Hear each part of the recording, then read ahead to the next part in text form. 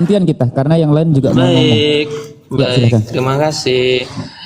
Di sini saya tidak ingin mengklaim diri sebagai apologet dan juga terkait dengan judul dari room ini, ya itu tergantung tafsiran masing-masing. Menurut saya lucu juga begitu kan. Iya, iya. Nah, tapi saya di sini ingin mungkin ya melatih sedikit kemampuan saya atau pemahaman saya tentang kitab saya sendiri. Jadi saya mempersilahkan teman-teman dari kaum muslim dan muslimah untuk memberikan saya pertanyaan.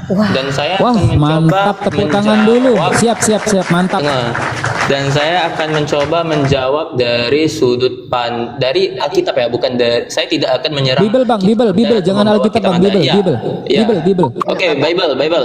Nah, mantap, Bible tepuk secara tangan. keseluruhan ya, Bible secara keseluruhan. Bagus Oke, beliau ini. tapi kita kenalan dulu ya. Pertama saya sudah follow Anda. Saya suka dengan orang-orang begini teman-teman ya. saya Orang-orang juga. berbicara-bicaranya sepertinya dia terdidik nih. Pertama beliau sudah Awal lagi mengatakan- Uni, ya. awal lagi, jangan dulu dipastikan awal lagi. Iya. Gini teman-teman ya, saya sangat menghargai orang-orang yang diksinya itu sesuai dan tepat. Maksudnya apa? Artinya dia mengerti dengan yang diucapkan. Barusan beliau ini bernama Parulian Lumban Tobin, salam kenal dengan Bunda Gembala, dan beliau mengatakan beliau ingin melatih pemahaman beliau tentang agamanya. Ini keren sekali. Dan ini akan menjadi sahabat diskusi kita, bukan lawan debat. Kenapa? Lawan debat itu orang yang mendebat agama kita, dia akan mendebat. Ini menjadi sahabat diskusi kita. Mudah-mudahan bisa konsisten sering berkunjung ke sini sehingga nanti kita bisa membangun sama-sama diskusi yang akademis. Oke, karena Bunda Gembala diizinkan sama Adinda Parulian Lumban Tobin, ini nama asli deh. Maaf sebelumnya, ini nama asli tapi nama teman saya. Saya sendiri tidak punya akun TikTok atau mungkin dia tidak aktif akun TikTok. Dan ketika mungkin kakak berkata saya mungkin cerdas, ya mungkin bisa jadi, tapi saya rendah hati saja. Saya terlatih mungkin karena saya sekarang mahasiswa ya, jadi akademisi juga mantap. begitu. Oke, tepuk tangan dulu kawan-kawan. Sambil di tap layarnya. Masya Allah, ini yang saya Semoga tunggu-tunggu diberi Adinda. Insya Allah. Ini yang kita tunggu, orang-orang yang belajar ini yang kita tunggu. Baik, Adinda tadi izin tidak memberikan Uni kesempatan untuk bertanya. Di-mute dulu Adindaku. Adinda mengakui ini akun temannya, ini keren banget. Dia jujur, ini bukan akun dia, akun temannya. Nanti Adinda bikin akun sendiri ya, biar bisa konsisten kita diskusi dialog dua arah supaya Adinda semakin tajam wawasan tentang agamanya sendiri. Oke. Di sini Bunda Gembala tidak akan mempersulit teman-teman Kristen, apalagi yang mengakui bahwa dia ingin mengasah pemahamannya tentang agama. Pertanyaan akademis, saya pengen jawabannya ilmiah. Adindaku, nama aslinya siapa dek? Kalau boleh Uni nanya. Andreas ini. Andreas, saudaraku, adikku, silakan dijawab pertanyaan Uni dengan ilmiah. Tolong jelaskan kepada Uni dan kami umat Islam kenapa Bible layak dikatakan suci. Monggo Adinda. Kasih waktu 2 menit menjelaskan. Monggo. Baik, pemahaman mengenai Bible adalah kitab suci. Sebenarnya menurut saya setengah benar, setengah keliru. Karena yang didefinisikan sebagai suci adalah tak bercacat celah. Namun di Alkitab atau di Bible sendiri, di sini kita bisa melihat jelas bagaimana sejarah panjang manusia dan doa dan dosa yang mereka lakukan. Jadi menurut saya, Bible di sini, istilah Bible ya, Bible di sini adalah sebuah kitab yang menceritakan sejarah panjang manusia dari masa penciptaan mereka sampai nubuat tentang akhir zaman. Dan yang namanya sejarah pasti ada yang namanya dosa juga, ada yang namanya kebaikan juga. Di sana ada perintah Tuhan, di sana ada peperangan, di sana ada pertumpahan darah, dan di sana tentu ada kebajikan gitu. Oke, berarti pertanyaan saya itu boleh dikatakan keliru karena Anda mengakui bahwa Bible bukan kitab suci, begitu? Betul, karena menurut saya yang bisa didefinisikan sebagai suci hanya Tuhan saja begitu. Oke. Poin pertama kita dapat ya, saudara kita mengklaim bahwa Bible bukan kitab suci ya. Bible bukan kitab suci. Oke, yang kedua. Pertanyaan kedua sama, kita lebih merujuk kepada esensi. Kenapa Yesus dituhankan? Baik, mengapa Yesus kemudian dituhankan?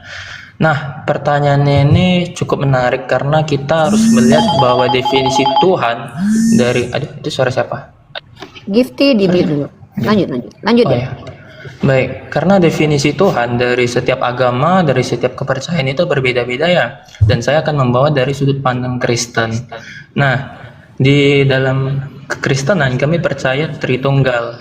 Allah tiga pribadi tapi satu hakikat. Satu hakikat artinya mereka itu adalah satu kesatuan yang dinamakan sebagai Tuhan. Ada Tuhan Bapa atau yang biasa disebut Allah kalau di Alkitab, di Bible. Tuhan Putra itu Kristus atau Yesus, dan Tuhan Roh yaitu Roh Kudus. Nah, mengapa kemudian Yesus dituhankan? Pertama, dasar ayat begitu kan.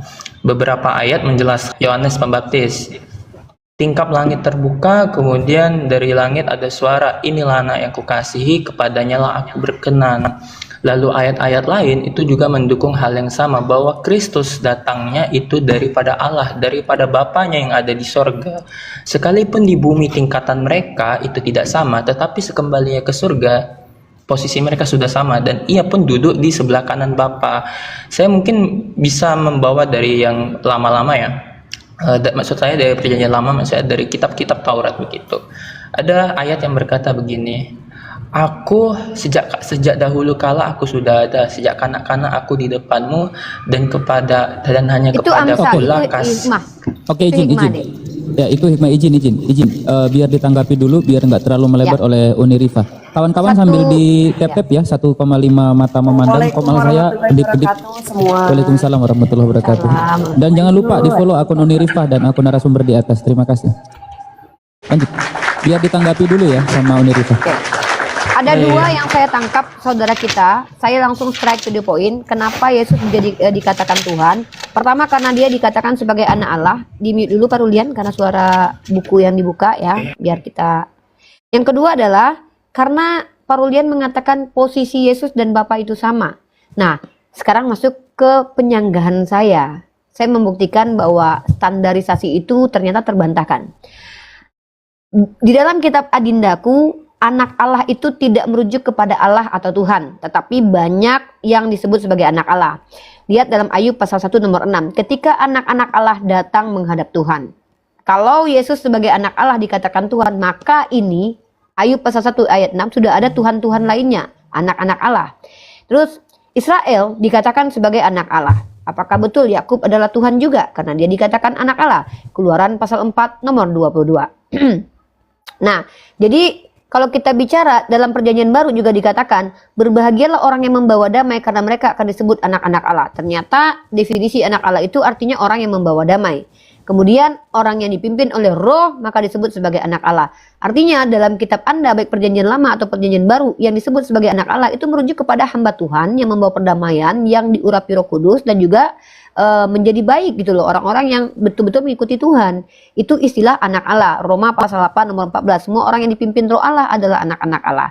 Nah, maka pertanyaan saya, di manakah ada dalil tertulis mengatakan bahwa anak Allah kepada Yesus merujuk kepada Allah itu sendiri? Boleh eksplisit ataupun non eksplisit. Itu satu sanggahan saya. Yang kedua, ketika Anda mengatakan bahwa Yesus setara dengan Allah Bapa. Sorry, setahu saya justru Yesus tidak setara. Bahkan Yesus berkata, ketika Yesus itu ditaklukkan, maka segala sesuatu ditaklukkan di bawah Allah Bapa. Saya akan carikan dalilnya. Saya lupa ayatnya berapa. Nanti saya kasih kepada Anda. Silakan Anda tanggapi dulu tentang Seperti anak apa nih bunyinya? Yang itu yang setelah Yesus ditaklukkan, maka Yesus berada di bawah Bapa. Untuk Bapa di atas segala-galanya. Bentar. Yesus menaklukkan diri. Bentar. Ibrani berapa?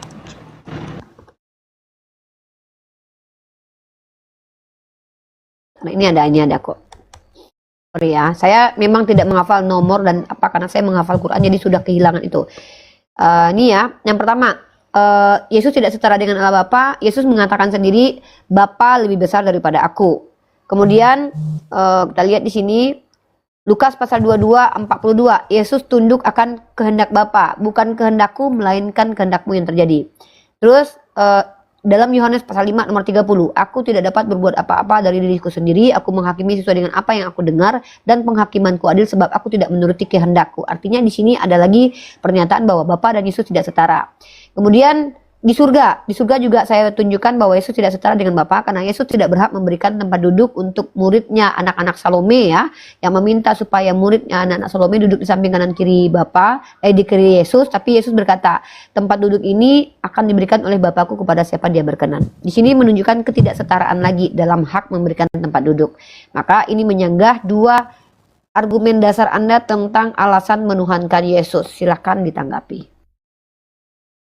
Baik, terima kasih Kak. Jadi yang pertama tentang bahwasanya anak Allah itu merujuk bukan hanya kepada Yesus, tetapi kepada yang lain juga. Seperti tadi yang dikatakan, sebenarnya untuk anak-anak Allah ya, saya tambahkan juga, untuk malaikat-malaikat pun itu disebut sebagai anak-anak Allah. Di kitab Kejadian kan dibilang, ketika anak Allah itu melihat bahwa anak-anak manusia itu parasnya cantik-cantik, gitu kan. Nah itu artinya malaikat-malaikat. Tapi saya ingin perjelas bahwa Kristus itu adalah anak Allah yang sulung. Dan ini diperjelas lagi dalam ayat di Injil. Ini seingat saya ya, saya tidak bisa menyebutkan pasal dan secara exact atau secara pasti. Ketika barang siapa telah melihat aku, maka ia telah melihat Bapa. Karena dalam artian pancaran Allah, Bapa itu ada di dalam Kristus, ada di dalam Yesus. Dan ini juga kemudian ada ayat lain yang mana orang-orang Yahudi ingin melempari Yesus dengan batu. Melemparinya bukan dalam artian Kristus ini saya lupa. Nah, melemparinya dalam artian karena mereka tersinggung bahwasanya Kristus atau Yesus saat itu menyamakan dirinya dengan Allah Bapa. Lalu yang kedua mengenai Yesus itu tidak setara dengan Allah. Izin. Anda mengerti pertanyaan saya ya? Tadi Anda mengatakan alasan menuhankan Yesus karena dia bergelar anak Allah. Tapi Anda sendiri pun menambahkan bahwa gelar anak Allah itu bukan hanya kepada Yesus tapi kepada malaikat. Artinya di sini sudah batal standarisasi secara spesifikasi Yesus sebagai Tuhan. Karena standarnya adalah anak Allah. Nah saya bilang anak Allah yang merujuk kepada Yesus sebagai Allah mana? Lalu Anda membawakan dalil tuduhan orang Yahudi. Nah secara tidak langsung Anda mau mengatakan bahwa Anda mengatakan Yesus anak Allah yang setara dengan Allah itu karena tuduhan orang Yahudi, begitu? Itu hanya salah satu, karena sepanjang pengetahuan saya ya Kak, balik lagi kan saya tadi bukan apologet. Ini karena saya juga tujuannya untuk latihan begitu kan. Ya, nggak apa-apa, Uni bantu kan kamu latihan, Uni bantu. Iya. Nah, kamu tahu nggak 1 Korintus pasal 8 ayat 6? 1 Korintus Silakan pasal dibaca. 8. Di ayat itu bahkan Paulus pun mengajarkan bahwa hanya ada satu Allah dan satu Tuhan atau kurios. Kurios itu merujuk kepada orang-orang yang menjadi pemilik atau pemelihara sama seperti Rob atau Sayyid. Nah, artinya Paulus sendiri mengajarkan bahwa hanya ada satu Allah yaitu Bapa. Maka tidak bisa dikatakan Yesus setara dengan Bapa. Dan dalam 1 Korintus pasal 15 nomor 27 sampai 28, sebab segala sesuatu telah ditaklukkan Allah di bawah kakinya. Tetapi kalau dikatakan segala sesuatu yang ditaklukkan, maka teranglah bahwa yang dimaksud bukanlah Dia yang telah menaklukkan segala sesuatu pada Kristus. Dan apabila segala sesuatu telah ditaklukkan kepadanya, maka Ia sendiri, Yesus sendiri, anak itu menaklukkan dirinya kepada Dia, yaitu Allah Bapa. Di sini adalah sanggahan bahwa Yesus setara dengan Allah Bapa. Nah, silakan Anda cari dalil yang betul-betul bisa menunjukkan alasan Yesus dituhankan karena Dia yang menyampaikan sendiri atau Allah Bapa. Kenapa? Kalau kalian mengambil literasi dari dogma doktrin gereja, dulu sebelum terjadi konsili Nikea 325 sudah ada polemik tentang Yesus ini homoousios atau tidak. Sebelum kami umat Islam berpolemik dengan kalian, dulu orang-orang yang mengklaim pengikut Yesus dari kalangan Ebionit dan Unitarian yang kitabnya sama dengan kalian sudah mengklaim bahwa Yesus itu adalah ciptaan, karena banyak dalil yang menunjukkan bahwa Yesus adalah ciptaan pertama. Nah, Amsal yang kamu bawa itu tidak bermaksud kepada Yesus karena Yesus adalah firman menurut kalian, tapi itu hikmah. Hikmah tersebut merujuk kepada Solomon. Jadi, supaya kamu berapologet dengan baik ya, yang akademis, karena kamu mahasiswa, kamu ambil pernyataan skolarmu, Dek. Jadi biar kamu tuh berapologetnya itu mengikuti kaidah ilmiah. Nah, contoh gini. Kalau kamu Katolik, gunakan pendapat para skolarmu. Contoh, Agustinus berpendapat. Nah, itu baru akademis, ilmiah. Tapi kalau kamu berpendapat sendiri, sola scriptura misalkannya, nanti ini tidak ilmiah. Kenapa? Itu cenderung asumsi.